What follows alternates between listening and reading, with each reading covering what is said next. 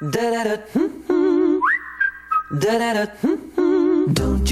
you step on a snake. Don't you ride in a plane. Don't you eat a steak. 안녕하세요. 건강한 한 주 보내셨나요? 생방송 건강클리닉 윤보리입니다. 내일은 서리가 내린다는 절기 상강입니다. 요즘 단풍도 빨갛게 무르익고 국화도 만개한 늦가을이죠. 하지만 이렇게 찬바람이 불기 시작하고 기온이 떨어지면 이 배뇨장애를 겪는 분들이 늘어나게 된다고 합니다. 소변을 보러 화장실을 자주 들락거려도 시원하지 않고 또 언제 어디서 소변이 새어나올지 몰라 일상생활에 문제가 되기도 하는데요. 60세 이상 남성의 절반 정도가 이런 배뇨장애, 전립선 비대증으로 인해 배뇨장애를 겪는 분들이 많다고 합니다. 그래서 오늘 생방송 건강클리닉에서는 중년 남성들의 질환, 전립선 비대증, 전립선 암까지 챙겨보는 시간 마련했습니다. 오늘도 여러분을 위한 2대의 상담 전화 활짝 열어놓고 있습니다. 259개 5100번, 5200번인데요. 방송 함께 하시다가 궁금한 점 생기시거나 평소에 전립선 질환에 대해 궁금한 점 있으셨던 분들 전화 주시면 자세한 상담 해드리겠습니다. 오늘 여러분께 친절한 상담 해드릴 전문의 선생님 모셨는데요. 관준호 비뇨기과 전문의 나오셨습니다. 선생님 반갑습니다. 네, 반갑습니다. 네. 오늘 주제가 많은 중년 남성들을 괴롭히고 있는 전립선 질환입니다. 선생님, 이 전립선이 무엇인지 어떤 역할을 하는지부터 설명해 주시죠. 예. 우선 여성에게도 전립선이 있는지 간혹 여쭤보시는 분들이 있는데요. 이 전립선은 남성에게만 있는 장기입니다. 전립선의 위치는 치골 바로 뒤쪽에서 위치 있고 방광 바로 아래쪽에서 요도를 둘러싸고 있습니다. 그 크기는 대략 15에서 20cc 정도로 밤톨만한 크기라고 생각하시면 되고요. 네. 그 기능은 정액의 상당 부분을 생성 분비하는 곳입니다. 이 전립선의 크기는 남성 호르몬에 의해서 조절이 된다고 할 수 있습니다. 네. 그럼 이 전립선에 생길 수 있는 질환이 있다면 어떤 것들이 있을까요? 예, 전립선에서 흔히 발견되는 질환은 크게 3가지입니다. 전립선염과 전립선 비대증 그리고 전립선암이 있습니다. 네. 이 전립선염은 대개 한 20대에서 40대 사이에 젊은 남성에서 호발하는 질환이고 대개는 만성적인 배뇨 증상을 일으키는 경우가 많습니다. 이 전립선 비대증은 네. 대개 한 50대 이후에 중장년층의 남성에서 나타나는 질환인데요. 역시 노화성 질환이라고 할 수 있고요. 역시 증상이 만성적으로 진행하게 됩니다.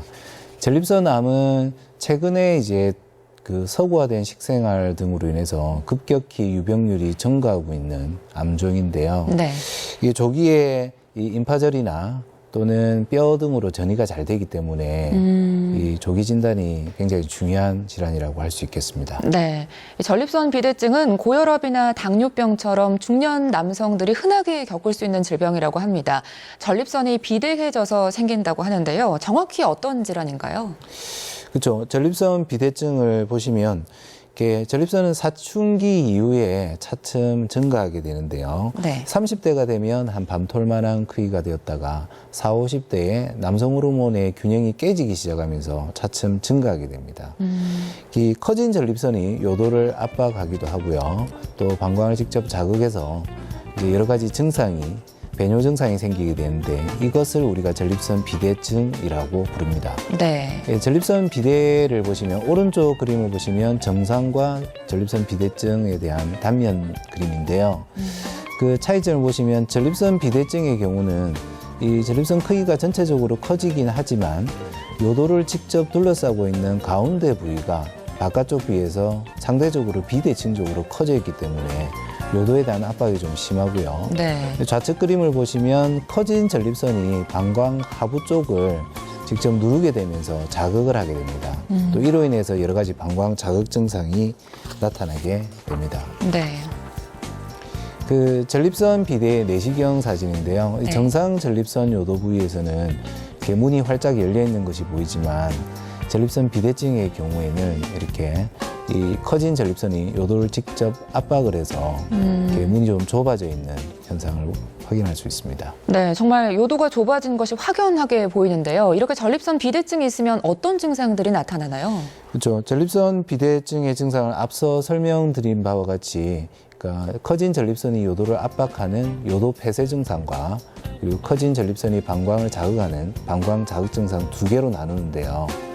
요도 폐쇄 증상은 일단 소변이 보고자 하는데 나오질 않는 현상, 이런 주전요의 현상이 생기게 되고 네. 또 소변 줄기가 약하거나 그 소변을 본 이후에도 남아있는 느낌이 드는 잔뇨감의 증상 등을 말합니다. 네. 이 방광 자극 증상으로는 가장 흔한 것이 소변이 자주 보고 싶은 빈뇨, 그리고 소변이 이제 보고자 할 때 갑자기 급박하게 나오는 급박뇨, 그리고 자다가 여러 번 소변을 보게 되는 야간뇨의 현상들이 생기는데요. 네.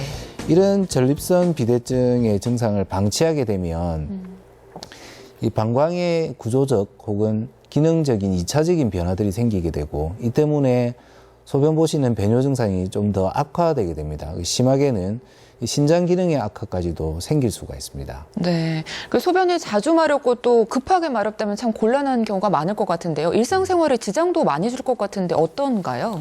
그렇죠. 그러니까 대부분 제일 힘들어하시는 증상 중에 하나가 야뇨 증상인데요. 네. 이 야뇨 증상 때문에 결국 이제 소변을 보러 밤에 한 서너 번 깨게 되고, 네. 이 때문에 이제 낮 동안의 일상생활에서 집중력 저하라든지 네. 만성 피로 등의 증상이 생기게 됩니다. 네. 이 때문에 가장 좀 힘들어하시는 분들이 상당히 많이 있고요. 네. 다음으로는 이제 잦은 소변이나 소변이 급박하게 나오는 경우, 또 심하게는 이런 급박성 요실금의 증상까지 보이는 경우가 있는데요. 이 때문에 이제 직장 생활에서도 곤란을 좀 겪게 되는 경우도 있고, 네. 특히 뭐 극장에 가시거나 내지는 이제 여행을 가시기 위해서 버스를 탄다고 할 때도 좀 이런 상황들 자체를 두려워하는 환자들도 사실은 있습니다. 네. 그렇다면 중년 이후에 이렇게 전립선 비대증이 많이 생기는 이유, 이 전립선 비대증의 원인은 어떻게 되나요? 그렇죠. 전립선 비대증의 뭐 첫 번째 원인은 나이입니다. 나이와 직접 관련이 있고요. 네. 이게 자료 그림을 보시면 네. 이게 결국 40대, 50대, 60대, 70대인데요. 그때 전립선의 어떤 유병률 자체가 나이에 비례해서 급격하게 증가되는 것을 확인할 수가 있습니다. 네. 그래서 앞서 제가 설명드렸듯이 결국은 이제 남성 호르몬의 불균형 현상이 나이가 들면서 생기고, 이 때문에 이제 전립선 자체가 커지게 되는 거죠. 대부분 60대 이후에 이제 어르신들이 뭐 나이가 들면 뭐 그냥 소변이 불편하지 이렇게 생각하시고 치료를 안 받는 경우도 상당히 많은데요. 네. 그래서 이런 통계를 보면 적절한 치료를 받는 분이 대략 한 10% 정도밖에 되지 않는다고 할 정도로 배뇨 증상에 좀 무관심하거나 치료를 좀 꺼려하는 경우가 상당히 많이 있습니다. 네, 상당히 많은 분들이 전립선 비대증이 있어도 이 불편함을 참고 지내는 경우가 많다는 이야기인데요. 선생님 어떤가요? 이렇게 불편함을 참고 지내도 다른 문제는 안 생길까요? 그렇죠. 이제 전립선 비대증의 증상을 방치하게 되면 처음에 가벼운 증상부터 차츰차츰 심해지게 되는데요. 그 네. 이유가 그러니까 전립선 자체에 커지는 문제뿐만 아니라 그에 따른 이제 방광의 구조적인 기능적 변화가 2차적으로 오기 때문입니다. 네. 그래서 배뇨 증상이 좀 더 심하게 되고, 이 방광의 수축력까지 저하되는 상태가 되게 되면 소변이 끝까지 다 나오지 않는 잔뇨 현상이 나중에 생기게 되는데요. 잔뇨는 또 다른 좀 심각한 문제를 또 만들게 됩니다. 네. 이게 소변이 끝까지 다 안 나오기 때문에 늘 소변이 좀 남아있고, 이 때문에 염증이 잘 생기거나 뭐 방광 결석 등의 다른 합병증이 오는 경우가 많습니다. 역시 네. 심하게는 뭐 신장 기능의 악화까지도 오는 경우가 있죠. 나이가 들면서 중년 남성들에게 찾아오는 불청객 전립선 비대증인데요. 선생님, 이 전립선 비대증의 진단은 어떻게 할 수 있을까요? 예, 전립선 비대증의 진단은 일단 기본적인 검사로 이제 환자에게 증상을 직접 물어보는 문진 검사와 더불어서 네. 이 전립선 암과의 감별이 중요하기 때문에 결국 이제 피 검사, 혈중 PSA 검사라는 건데요. 네. 이거랑 이제 전립선 촉진 검사, 손가락으로 직접 만져보는 검사를 기본적으로 하게 됩니다. 네. 이 전립선 비대증 증상이 있다면 혹시 전립선 암과는 관련이 있는지 꼭 정확한 진단이 필요하다고 합니다. 이 전립선 비대증 정확한 진단을 위해 필요한 검사는 어떤 게 있나요? 예, 이제 특수 검사로는 이제 요속 검사나 아니면 전립선 초음파 검사 등을 하게 되는데요. 네. 이 요속 검사는 변기처럼 생긴 기구에 이제 어르신이 직접 소변을 보시게 함으로써 방광의 기능하고 요도의 폐쇄 정도를 간접적으로 확인을 하는 검사 방법입니다. 이 정상에서는 소변이 이제 시작하자마자 소변이 굉장히 세차게 나오고 배뇨 시간도 짧은 반면에 네. 전립선 비대증 환자에서는 그 소변 줄기가 약하고 배뇨 시간이 지연이 되는 현상을 확인할 수가 있습니다. 네, 이 전립선 암과의 구별이나 또 다른 질환이 있는지 여부를 확인하기 위해서는 초음파 검사를 하기도 한다는데요. 선생님, 이 비대증 진단을 위해서 있는 다른 검사 방법도 좀 소개해 주시죠. 예. 그 다음 그림 보시면요. 전립선 초음파 검사는 네. 항문을 통해서 시행하게 되는데요. 이 항문을 통해서 보는 이유는 네. 항문을 통해서 이제 직장으로 바로 보게 되면 전립선을 가장 이렇게 쉽고 빠르게 볼 수가 있습니다. 정확하게 볼 수가 있기 때문인데요. 네. 전립선 초음파 그림을 보시면 지금 상당히 좀 커져 있는 전립선의 모습을 볼 수가 있고 네. 그리고 내부에 이런 석회화된 병변 등을 역시 확인할 수가 있습니다. 네. 정확한 크기를 객관적으로 측정할 수가 있고 또 보시게 되면 위쪽의 방광 부분으로 전립선 비대증이 이렇게 돌출되어 있는 모습까지 또 확인할 수가 있습니다. 네. 생방송 건강클리닉, 오늘은 권준호 비뇨기과 전문의 함께 모시고 전립선 비대증, 전립선 암까지 알아보는 시간 마련하고 있습니다. 이 검사를 통해서 이제 전립선 비대증이 확인이 됐다면 전립선 암 그리고 치료를 생각해 봐야 될 텐데요. 하지만 실제로 많은 분들이 적극적인 치료를 하지 않고 있다고 합니다. 선생님 어떤가요? 치료를 이렇게 적극적으로 하지 않아도 괜찮을까요? 그러니까 전립선 비대증의 치료는 상당히 다양합니다. 네. 우선 뭐 단순한 경과 관찰부터 뭐 수술까지 당연히 있겠죠. 네. 전립선 비대증의 경우는 이 전립선 크기가 작고 그리고 증상이 아주 경한 환자의 경우는 실제로 증상 관찰만 하는 경우도 있습니다. 왜냐하면 그런 환자들의 한 절반 정도는 증상이 그대로 고정돼 있거나 악화되지 않고 또 이제 시간이 지나면서 오히려 증상이 좀 좋아지는 현상까지 나타나는 경우도 있기 때문에 네. 뭐 증상이 심하지 않다면 일단 경과를 관찰하는 것도 하나의 방법이고요. 근데 네. 대개 이제 병원에 오시는 분들을 저희가 증상을 확인해 보면 중등도 이상의 증상을 보이는 경우가 많기 때문에 대개는 뭐 약물 치료나 뭐 수술 치료 등의 다른 치료를 선택하게 되죠. 네. 뭐 앞서 전립선 비대증을 방치하게 될 경우에는 방광의 합병증까지 생길 수 있다고 하셨습니다. 그런 상황까지 가서는 안 되겠는데 그렇다면 치료는 어떻게 해야 될까요? 예, 그러니까 우선 약물 치료에 대해서 말씀을 드리겠습니다. 네. 약물 치료에서 제일 대표적인 약물은 크게 두 가지인데요. 하나는 전립선 내 평활근의 긴장을 완화시켜서 이제 압박하고 있는 요도 부위를 이렇게 풀어주는 그래서 소변이 좀 더 시원하게 네. 나올 수 있게끔 하는 약물과 더불어서 이제 커진 전립선 자체를 사이즈를 줄여주는 또 약물이 있습니다. 그 두 가지를 병행해서 쓰는 것이 가장 대표적이고요. 네. 그 외에 이제 그 방광 자극 증상인 빈뇨, 야뇨 등에 쓰이는 약물들, 다른 약물들이 좀 몇 가지가 있습니다. 네. 수술적 치료는 대표적인 것이 이제 내시경을 이용한 전립선 절제술, 그리고 뭐 레이저 수술, 그 외에 복강경 수술, 개복 수술 등이 있습니다. 네. 나이가 들면서 전립선 질환을 앓게 되는 경우가 많습니다. 나이 탓만 하고 참기보다는 전문의와 적극적인 치료와 상담이 중요할 것 같은데요. 2259개 5100번, 5200번 여러분을 위한 상담 전화 열어두고 있습니다.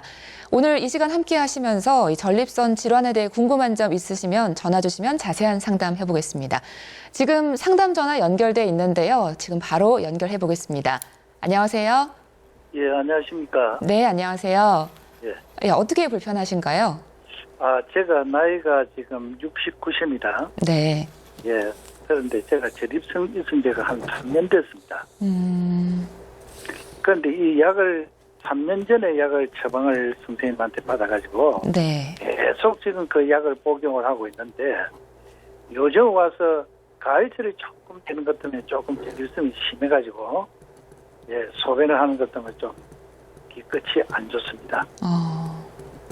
그거를 선생님한테 전립선 처방을 어떻게 받아야 되는지 3년 전에 받았던 것을 바꿔야 되는지 그렇지 않으면 전립선을 어떻게 좀 그렇게 해야 되나 좀 폰치는데 네. 좀 좋은 선생님 말을 좀 듣고 싶습니다. 네. 선생님 어떻게 보시나요? 예. 아버님 지금 연세가 69세시고요. 또 전립선 치료를 지금 3년 전부터 하고 있고, 가을 되면 증상이 악화된다고 말씀하셨는데, 사실은 맞습니다. 아버님, 이게 전립선하고 방광 같은 이렇게 배뇨 시스템 자체는 저희가 자율신경계의 지배를 받고 있기 때문에, 날씨가 추워지면 빈뇨나 또 야뇨, 또 잔뇨감 등의 증상이 좀 악화되는 경향이 있습니다. 그래서 어떤 시기별로 약물의 치료는 증상을 봐가면서 조금 조절할 필요는 있을 것 같고요. 그리고 3년 전에 검사랑 또 지금 현재 상태랑 다를 수가 있기 때문에 저희가 주기적으로 뭐 6개월이나 1년에 한 번씩 요속 검사나 초음파 검사 등을 통해서 상태를 다시 한번 봐야 되거든요. 그래서 보고 그에 따른 약물들이 있습니다. 최근에는 이런 환자분의 불편한 증상의 포인트에 맞춰서 쓸 수 있는 약물들이 많이 종류별로 다양하기 때문에 뭐 고통받지 마시고 의사 선생님하고 상담을 받으셔서 그 부분을 약을 적절하게 쓰시면 됩니다. 예, 감사합니다. 예, 감사합니다. 예, 감사합니다. 예, 오늘 전화 고맙습니다. 네, 선생님 아까 이제 전립선 약물 치료 방법에 대해 말씀하셨는데요. 약을 먹는 경우는 언제까지 먹어야 되는지 궁금한데요. 치료 기간이 어떻게 될까요? 예, 제가 제일 많이 받는 질문 중에 하나인데요. 아, 그런가요? 예. 네. 왜냐하면 이제 결론부터 말씀드리자면 네. 전립선 비대증 약은 이제 고혈압 당뇨약처럼 계속해서 쓰는 경우가 훨씬 많습니다. 그 이유는 전립선 비대증이란 질환 자체가 만성 노화성 질환 중에 하나이기 때문에 실제로 뭐 나이가 들에 따라서 증상이 악화되는 경우가 더 많고, 네. 또 일시적으로 약을 써서 증상이 좀 호전되었다 하더라도 뒤에 이 방광의 또 노화성 변화 등으로 인해서 배뇨 증상이 악화되기 때문에 결국은 약을 계속 쓰는 경우가 사실은 많습니다. 네. 또 전립선 비대증이 심한 경우라는 수술도 생각해 보셔야 된다고 했는데요. 전립선 비대증에 수술이 필요한 경우, 이 경우는 또 어떤 게 있을까요? 그렇죠. 이제 전립선 비대증에 있어서 반드시 수술을 고려해야 되는 경우가 몇 가지가 있는데요. 네. 제일 대표적인 것이 이제 소변을 전혀 보지 못하는 상태를 우리가 요폐라고 합니다. 네. 이러한 요폐 증상이 반복적으로 발생되는 경우라든지, 아니면 그 전립선 비대 때문에 출혈이 계속 반복해서 생기는 경우, 그리고 배뇨 증상이 아주 악화되어서 참기가 좀 힘든 경우, 요로감염이나 방광결석 등의 다른 합병증이 있는 경우라든지, 이 신장 기능의 악화 등으로 이제 수술을 고려해야 되는 경우가 있습니다. 또한 그 약물 치료의 부작용이나 또는 약물을 계속 복용할 수 없는 환자, 네. 약물 치료를 해도 전혀 반응이 없는 환자, 이런 경우에는 이제 전립선 비대증 수술을 고려해야 되겠죠. 그럼 이렇게 전립선 비대증으로 수술을 하게 된다면 어떤 방식으로 하게 되는지 또 궁금한데요. 그렇죠. 이제 가장 흔히 시행되고 표준적인 치료 방법이라 할 수 있는 게 내시경을 이용한 경요도 전립선 절제술이라는 것인데요. 네. 이 그림에서 보듯이 그 기구를 요도를 통해서 이렇게 삽입을 한 다음에 이 압박하고 있는 전립선 부위를 이렇게 잘라내는 방법입니다. 네. 최근에는 이제 레이저 기구라든지 이런 것들이 많이 발달됐기 때문에 보다 좀 더 큰 전립선 비대증에 대해서도 좀 안전하게 시술을 하고 있는 상태입니다. 네. 이 전립선 비대증으로 수술까지 했다면 다시 재발할 걱정은 없을까요? 아니면 또 재발에도 신경을 좀 써야 될까요? 그렇죠. 이제 전립선 비대증 수술이라는 것이 사실 기본적으로는 요도를 압박하고 있는 전립선 부위를 절제해 주는 것이기 때문에 네. 전립선을 통째로 제거하는 것은 아닙니다. 그래서 특히 아까 맨 처음 말씀드렸듯이 전립선 비대는 요도를 직접 둘러싸고 있는 이 중앙 부위를 전환대라고 하는데요. 이 부위를 제거하는 것인데요.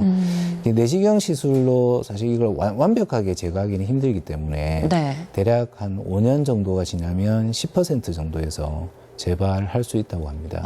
그 외에 이제 또 다른 수술 방법이 이제 복강경 수술이나 개복 수술 같은 경우, 또 최근에는 이제 홀미움 레이저를 이용한 이 전립선 절제술 같은 경우는 이 전환대 전체를 통째로 제거하는 방식이기 때문에 이보다 훨씬 이제 그 재발률이 떨어진다고 알려져 있습니다. 네. 생방송 건강클리닉, 오늘은 전립선 질환, 전립선 비대증, 전립선 암까지 알아보는 시간 마련하고 있습니다. 259개 5100번, 5200번 상담 전화 열려 있으니까요. 방송 함께 하시다가 궁금한 점 생기시면 언제든 전화 주시면 상담해드리겠습니다. 지금 또 한 통의 전화가 연결돼 있는데요. 전화 연결해서 상담해드리겠습니다. 여보세요? 예. 네, 안녕하세요. 여보세요? 예. 예, 어디가 불편하신가요? 전립선 비대증 그러는데요. 네. 내재 수술을 3번 받았습니다. 아, 3번이나요? 3번 받았는데, 네. 20만 수술 받았는데, 네. 처음은 한 달 만에 재발하고, 그 다음은 한 6개월, 네. 그 다음은 9개월. 네. 그래가지고 지금 저 약을 먹고 있습니다. 예. 네. 예, 아버님 혹시 그 레이저 수술 어떤 레이저 수술을 받으신지 기억하십니까? 뭐 KTP가 모르겠네요. KTP 레이저 시술이었겠죠. 예. KTP 레이저 시술이 비교적 좀 뭐 안전하고 또 다른 수술에 비해서 간단한 방법이긴 하지만 실제로 이게 재발률이 좀 높은 시술 중에 하나입니다. 그래서 최근에는 좀 많이 시술을 잘 안 하는 시술 중에 하나이고요. 네. 예. 그래서 증상의 재발을 경험하셨다는데 이러한 증상 재발이 어떠한 증상이었습니까? 혹시 빈뇨나 뭐 야간뇨, 절박뇨 등의 어떤 방광 자극 증상이 아니셨는지요? 소변이 잘 안 나오거든요. 잘 안 나왔었어요. 소변이 잘 안 나오는데 1개월 만에 재발한 것도 그렇고, 예. 6개월, 9개월 한 것도 똑같아요, 증상이. 그렇죠. 예. 그래서 뭐 전립선 비대증이 앞서 제가 설명드렸듯이 약물 치료와 수술 치료가 있지만 네. 약물 치료가 안 되면 무조건 수술 치료 또는 약물 또는 수술 치료는 아닙니다. 실제로 전립선 비대증의 증상이 수술로 다 완벽하게 해결이 잘 안 되기 때문에 네. 왜냐하면 방광의 어떤 기능적 변화들이 수반되어 있으면 이거는 수술로서 해결이 되는 게 아니거든요. 그래서 기본적으로 사실 약물 치료를 하고, 그래서 아버님 같은 경우는 지금 반복해서 레이저 수술을 3번이나 받았다 하셨는데, 조금 이런 경우는 이제 수술 후에 합병 정도 생각을 해보셔야 되거든요.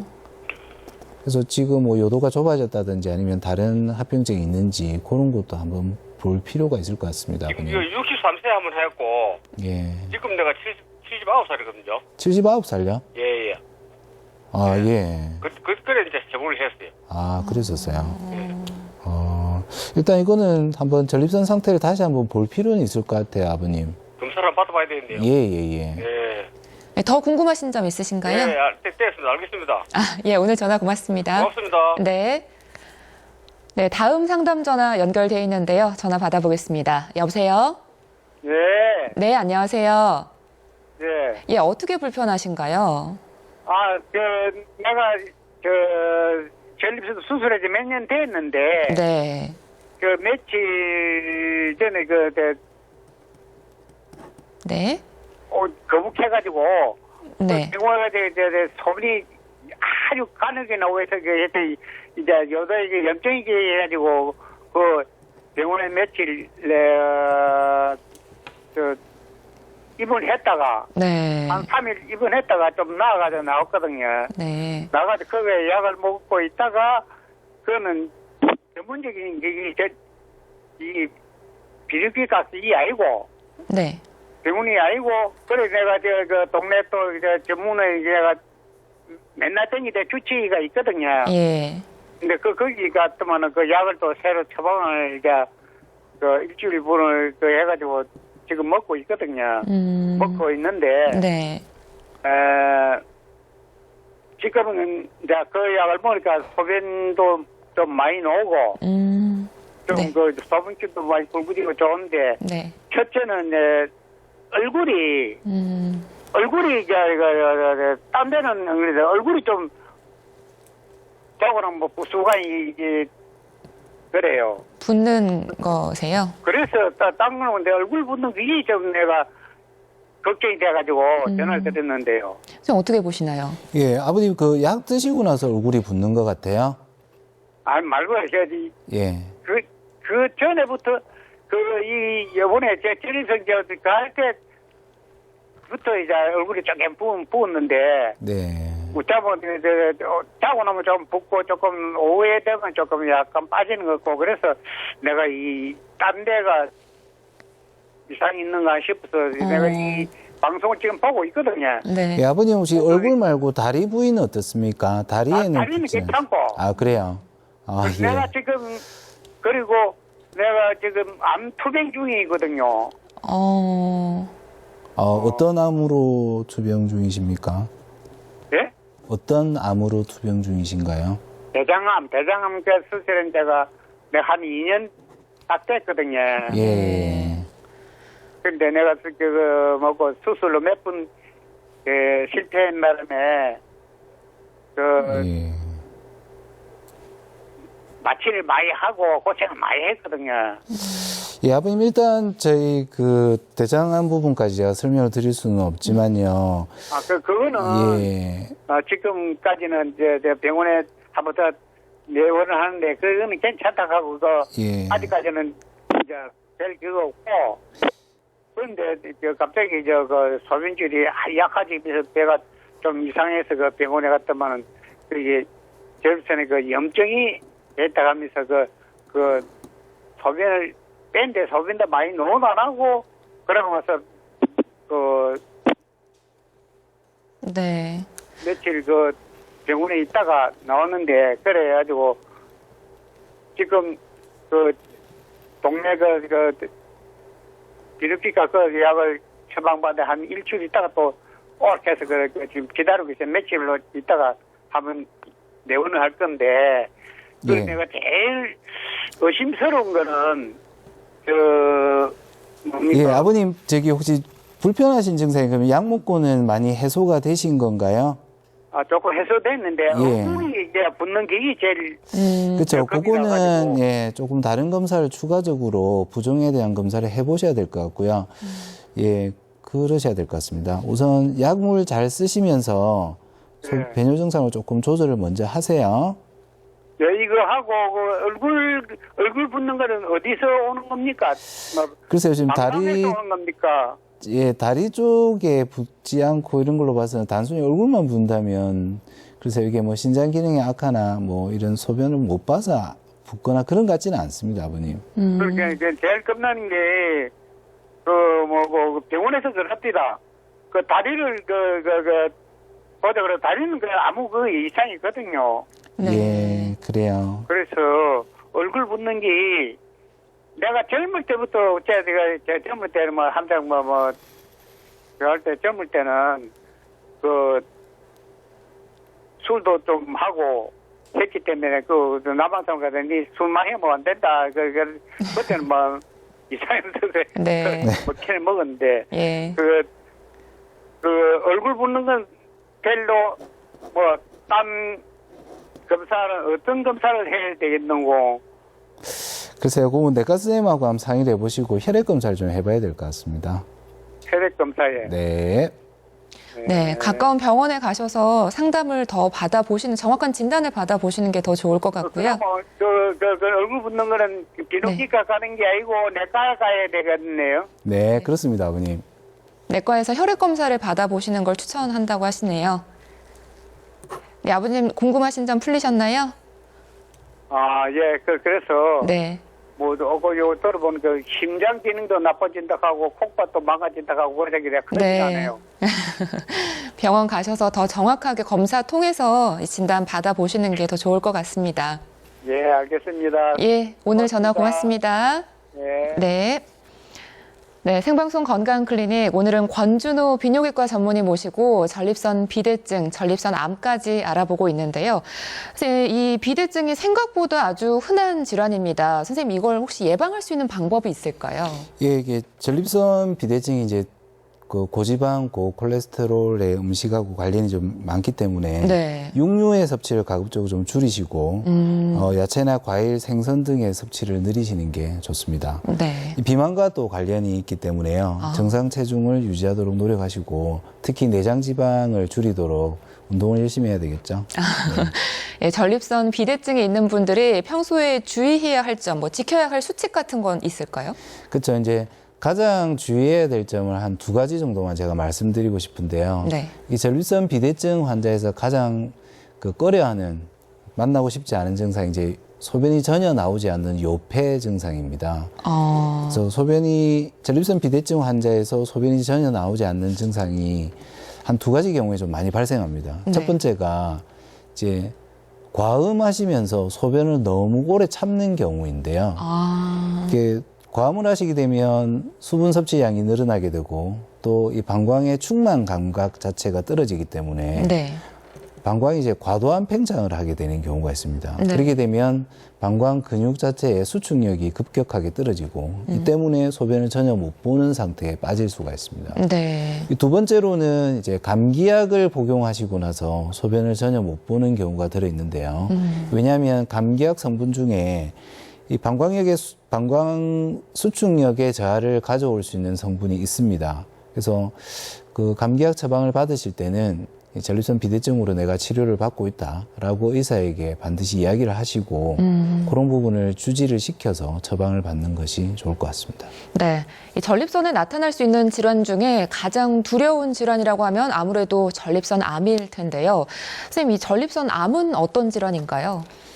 전립선 암은 이제 전립선 비대증하고는 달리 네. 이 말초대에 생기는 선암의 일종인데요. 아, 네. 이 초기에는 증상이 대부분 없거나 전립선 비대증하고 증상이 동일하기 때문에 네. 이 감별 진단이 굉장히 중요하다고 생각할 수 있겠습니다. 네.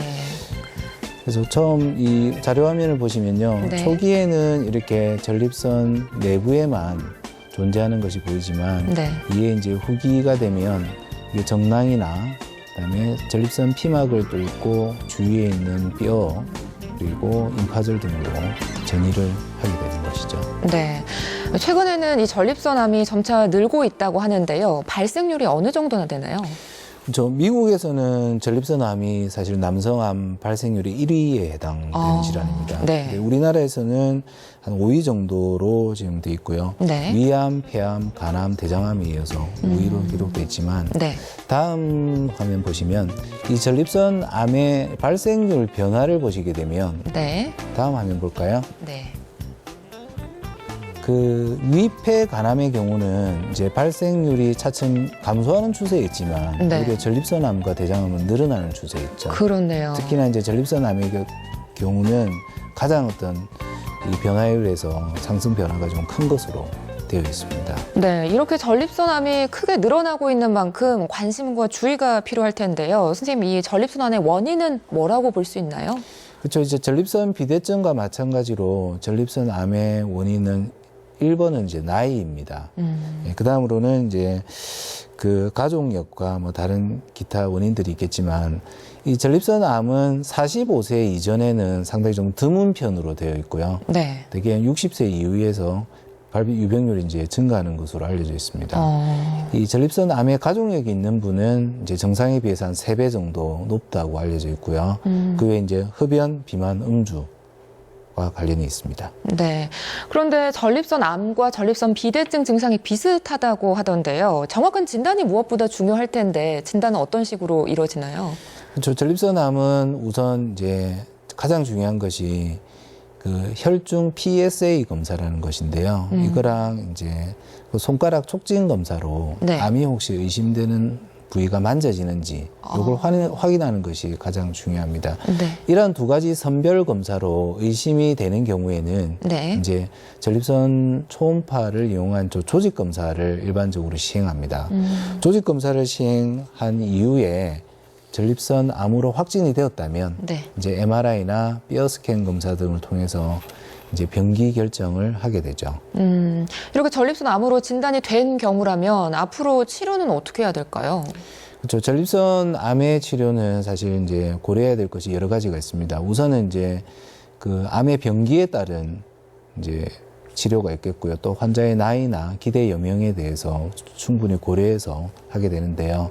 일단 그 조기 발견이 된 1기와 2기의 암의 경우를 예를 들자면 네. 이제 그 전립선암이 전립선 내에 국한되어 있기 때문에 이런 경우는 이제 완치를 기대할 수가 있습니다. 그래서 전립선 수술을 받는 것이 가장 중요한 치료이고요. 네. 그다음에 이제 3기의 경우는 이제 악성도가 낮고 그리고 그 정낭에 침범 없이 피막에만 침범이 있는 경우라면 네. 이제 그 그 방사선 치료와 항암 치료와 더불어서 수술 치료를 고려할 수가 있습니다. 그 외에 이제 기수가 좀 더 높은 경우는 전이성 전립선암이라고 하는데요. 이러한 경우는 이제 남성 호르몬 차단 치료를 합니다. 이 전립선암의 어떤 특징이 남성 호르몬 의존성 암이기 때문에 네. 남성 호르몬을 생성 차단하게 되면 전립선암의 진행을 막거나 이 속도를 늦출 수가 있습니다. 그래서 일단 진행이 이 느린 편에 속하기 때문에 네. 전립선암은 네. 기대 여명이 한 10년 이상이고 그리고 뭐 전립선 내에 국한된 암종이라면 수술 치료를 반드시 받는 것이 중요합니다. 그렇다면 앞서 살펴본 전립선 비대증으로 이 전립선 절제 수술을 받은 분이라면 앞으로 전립선 암에 대한 걱정은 안 해도 되는 걸까요?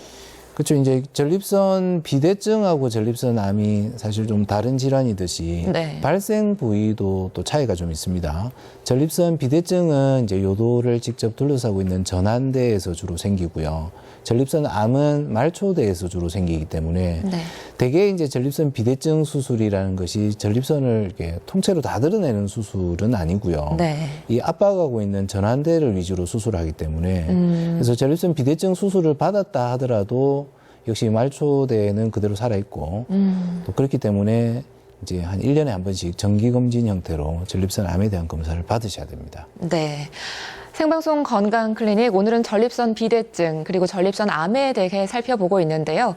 지금 계속해서 상담 전화 받고 있습니다. 259개 5100번, 5200번 이곳으로 전화 주시면 자세한 상담 해드리겠습니다.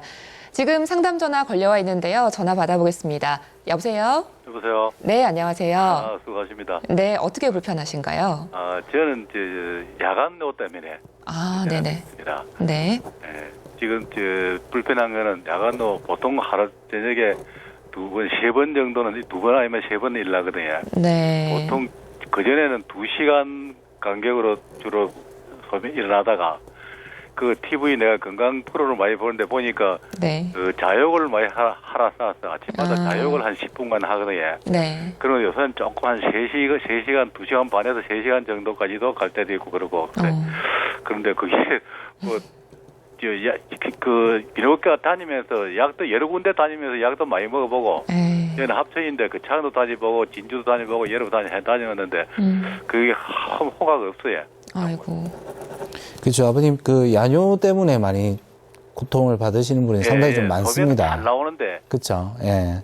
그래서 이제 그 우리가 야뇨를 평가할 때 그러니까 전립선 비대증으로 접근을 물론 해야 되겠지만 우리가 몇 가지 다른 것도 좀 생각을 해봐야 되거든요. 그러니까 하나는 이제 수면 장애와 관련이 있는지, 그러니까 무슨 말이냐면 그냥 나 잠이 안 와서 깬김에 화장실 가는 건지 이런 것들을 우선 점검을 먼저 해봐야 되고요. 두 번째는 이제 야간 단뇨 현상이라고 하는데요. 그 이제 어떤 환자분들 중에는 야간에 소변 양 자체가 많아서 결국 여러 번 가게 돼야 되는 경우가 있습니다. 이게 무슨 말이냐면 우리가 젊은 사람들 같은 경우는 뭐 물을 잔뜩 먹고 자도 아침에 가서 소변을 보게 되는데요. 그 이유는 밤 동안에 이제 우리가 뇌에서 항이뇨 호르몬이라는 게 나오죠. 그것 때문에 이제 소변을 적게 만들어라는 신호가 나와서 실제로 밤 동안에는 소변을 좀 적게 만드는데요. 근데 이제 나이가 드시면서 이러한 항이뇨 호르몬의 분비가 떨어지게 되면 소변 양도 많아지고 그래서 이제 뭐 낮처럼 2-3시간에 한 번씩 이제 소변을 보게 되는데 그 양이 좀 상당히 많다면 야간 단뇨 현상을 한번 생각을 해봐야 될 거고요. 그 다음으로 이제 생각해 볼 수 있는 게 방광의 과민성인데요. 전립선 비대증 때문에도 과민성이 올 수가 있고요. 아니면 뭐 다른 원인에서도 과민성이 올 수가 있는데 소변의 양이 적으면서 여러 번 깨진다면 이건 이제 방광 자체의 어떤 과민성으로 해석을 해야 되거든요. 이게 어떠느냐 따라서 사실은 야뇨는 컨트롤하는 접근법을 조금 달리해야 됩니다. 그래서 가장 대표적인 이제 이게 야뇨에 대한 진단법이 야간 배뇨일지라는 게 있어요, 아버님. 그 자기가 직접 소변 본 양을 이렇게 적어보는 거예요, 시간하고. 그거를 한 2-3일 정도 체크를 해보시면 내가 이게 야간 단뇨 때문인지 방광의 과민성 때문인지 이런 것들 좀 점검해 볼 수 있고요.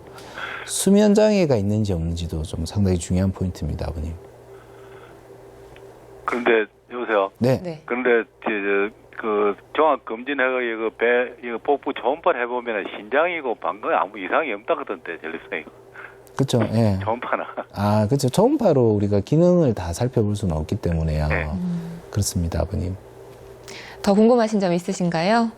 네, 알겠습니다. 예, 오늘 전화 고맙습니다. 네, 감사합니다. 네. 네, 지금 전화가 계속해서 걸려오고 있는데요. 다음 상담 전화 받아보겠습니다. 여보세요?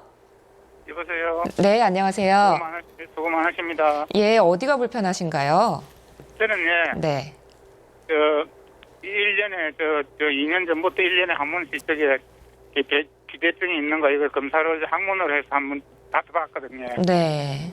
근데 이제 그러고 나서 재작년까지 받았는데 올게 이제 담담이 걸려가지고 담담이 걸려가지고 수술해서 이제 지금 1년 안 되고 한 지금 12월 2일 날 수술을 했기 때문에 12월 2일 날 되면 1년이거든요.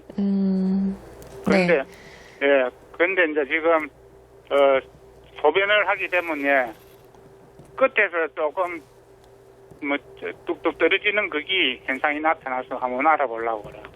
예. 아버님, 그 증상을 우리가 배뇨 후 점적 현상이라고 하는데요. 예. 전립선 비대증의 증상 중에 이제 요도 폐쇄 증상에 사실 해당합니다, 아버님.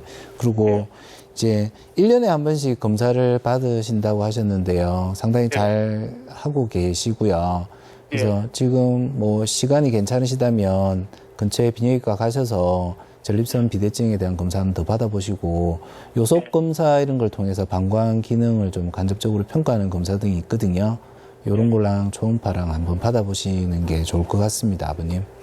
근데 한 가지 더 여쭈고는 네. 담담 수술을 이제 하고 나서 그런 현상이 이제 되거든요. 아, 예, 뭐, 물론 이제 그런 경우도 있습니다, 아버님. 이게 수술할 때, 그러니까 보통 유치도뇨관 같은 거를 안에 이제 호수를 집어넣는 경우도 있고요. 네. 그래서 이제 뭐 그런 것 때문에 이제 일시적으로 그 요도나 방광 쪽에 자극이 돼서 예, 그런 걸 호소하시는 분들도 있어요. 그래서 또 뭐 물론 뭐 아버님이 쓰시는 약들, 뭐 마취약도 마찬가지고 이제 수술 후에 쓰는 여러 가지 약들이 배뇨 증상을 악화시킬 수도 있는데요. 예, 그런 부분은 한번 검사를 해보고 뭐 크게 이상이 없다면 또 그 부분을 해소시키는 약이 또 있어요, 아버님. 그래서 그런 걸 또 단기간 또 드시는 것도 방법입니다. 예, 그리고 네. 죄송하지만 한 가지 근데 그 받을 때 학문으로 해서 또 그걸 확인할 수 있습니까?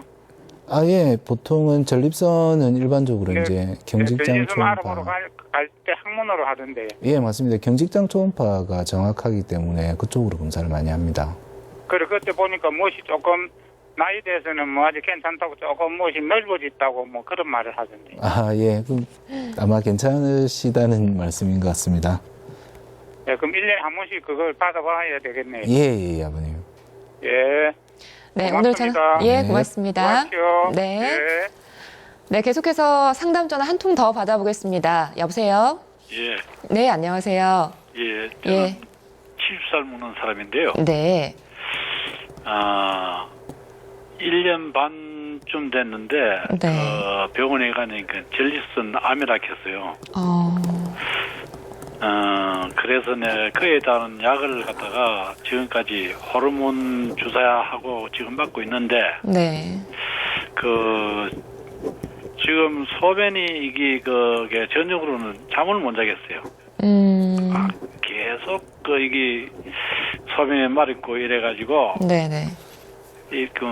상당히 양은 양도 좀 많이 놓을 뿐더러 가는 게 놓아요. 또 그렇고 몸이 조금 그게 붓는 상 같고 또 이제 뼈 같은 데 있는데 다리 같은 데 있는데 조금 저리고요. 그런 상황입니다, 지금.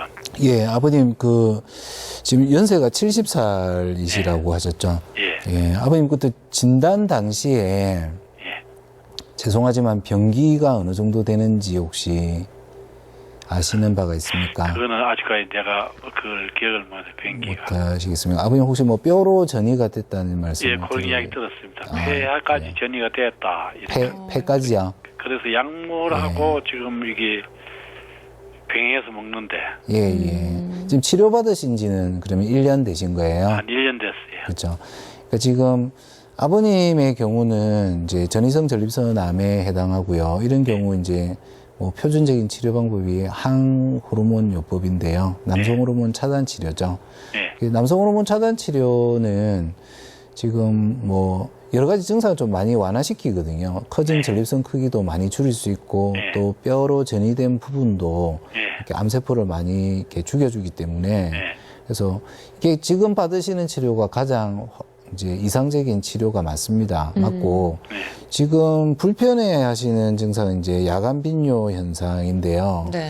이제 야간 빈뇨 현상은 사실은 약으로서 조절을 좀 해야 될 부분이거든요. 그러니까 호르몬 치료와 더불어서 이렇게 전립선 비대증과 쓸 수 있는 보통 약들을 같이 혼합해서 쓰는 경우가 있고요. 만약에 이제 이런 증상이 낮 동안에도 혹시 똑같은 증상이 발생하나요? 거의 낮에도 조금 그게 오는 것 같아요. 오줌 줄기가 많이 약해요? 몸에 살이 붙고. 예. 또 이제 뭐냐면 내가 그게 산에를 왔다 갔다 하는데, 네, 그런데 이 양무릎이 조금 안 좋네. 예. 대퇴부하고 볼 줄 알고. 그렇죠. 이제 뭐 운동하시면 이제 무릎 관절 쪽은 안 좋으실 수 있고, 그 오줌 줄기가 낮에도 여전히 약하십니까? 그러면 이제 뭐 필요에 따라서는 저희가 이제 어떤 보존적 치료법으로 이렇게 수술을 하기도 하거든요. 비대된 전립선을 이제 증상 완화 목적으로 그러니까 비대증 치료하듯이 이렇게 이제 요도를 압박하고 있는 전립선 부위를 조금 절제해 주는 방법도 있습니다, 아버님. 예, 근데 그거는 이제 아까 말씀드린 이제 전립선 암 치료는 사실은 아니고요. 그러니까 증상 완화요법으로 볼 수 있거든요. 너무 불편하다면 그 담당 쌤하고 그 부분에 대해서도 한번 상의를 해보시는 게 좋을 것 같아요. 예. 네, 오늘 꼭 전화 주셔서 고맙습니다. 네, 감사합니다. 네, 고맙습니다. 네, 생방송 건강클리닉 오늘은 권준호 비뇨기과 전문의 모시고 전립선 질환에 대해 알아보고 있는데요. 선생님, 이 전립선 암을 혹시 예방할 수 있는 방법도 있을까요? 예, 뭐 여러 가지 이제 먹는 이제 식이요법으로 조절을 하려고 많이 노력을 하시죠. 그래서 제일 대표적인 게 동물성 지방이 함유된 이제 불에탄 고기 음식, 붉은 고기, 불에탄, 그거를 좀 자제하는 것이 이제 가장 중요하고요. 항산화제 이제 라이코펜이 많이 든 음식들이 있습니다. 뭐 대표적인 게 토마토죠. 이런 것들을 좀 많이 섭취하시고, 그다음에 항암 효과가 이렇게 증명이 됐다고 하는 이제 콩 관련 음식들, 두부, 메주 이런 것들 많이 섭취하는 게 도움이 된다고 합니다. 네, 지금까지 권준호 비뇨기과 전문의 모시고 전립선 질환에 대해 알아봤습니다. 선생님, 끝으로 시청자분들께 한 말씀 해주시죠. 예, 그러니까 전립선 비대증은 중년 남성들이 이제 흔히 호소하는 그런 증상인데요. 나이 들면 다 그렇지 그러고 먼저 이제 별다른 치료를 받지 않는 경우가 상당히 많이 있습니다. 하지만 전립선 비대증은 전립선 암과 반드시 감별을 해야 되는 질환이고 적절한 진단과 치료를 통해서 전립선 비대증을 치료를 하는 것이 중년 이후에 이제 보다 시원한 삶을 사는 방법이라고 생각됩니다. 네, 선생님 오늘 말씀 고맙습니다. 네, 감사합니다. 네, 요즘 바깥에 날 때 목이 칼칼하고 눈이 간지럽기도 합니다. 전국적으로 미세먼지가 짙어서 참 고생이 많은데요. 이번 주 내내 심하면 다음 주까지도 기승을 부린다고 해서 참 걱정이 큽니다. 이렇게 미세먼지가 기승을 부릴 때는 되도록이면 바깥 활동을 자제하는 것이 가장 좋다고 하고요. 하루에 물을 2리터 이상 많이 마시면 이 혈액이나 체내에 있는 미세먼지를 내보내는 데 아주 좋다고 합니다. 건강한 한 주 보내시고요. 생방송 건강클리닉 오늘은 여기까지입니다. 함께해 주신 여러분 고맙습니다.